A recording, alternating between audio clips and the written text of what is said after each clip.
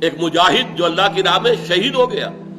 لیکن یہ کہ اللہ فرمائے گا کہ تم کہتے ہو کہ تم نے میرے لیے جنگ کی تھی، کذبتا، تم نے جھوٹ بولا. تم نے جنگ اس لیے کی تھی کہ کہا جائے جریء، بھئی بڑا بہادر ہے، کیا کہنے اس کے. تو وہ کہا جا چکا قد قیل، اب تمہارے لیے یہاں کچھ نہیں. اور فرشتے اودے منہ اس کو گھسیٹ کر جہنم میں جھونک دیں گے.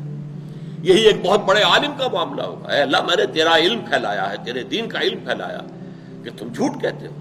تم نے علم پھیلایا تھا اس لیے کہ کہا جائے عالم، بڑا عالم ہے، جید عالم ہے. وہ کہا جا چکا قد قیل، اب یہاں تمہارے لیے کچھ نہیں ہے. اور فرشتے اس کو بھی جہنم کے اندر جھونک دیں گے. اسی طرح بڑا سخی انسان ہوگا، وہ کہے گا اللہ میں نے اپنی دولت تیری راہ میں لٹائی.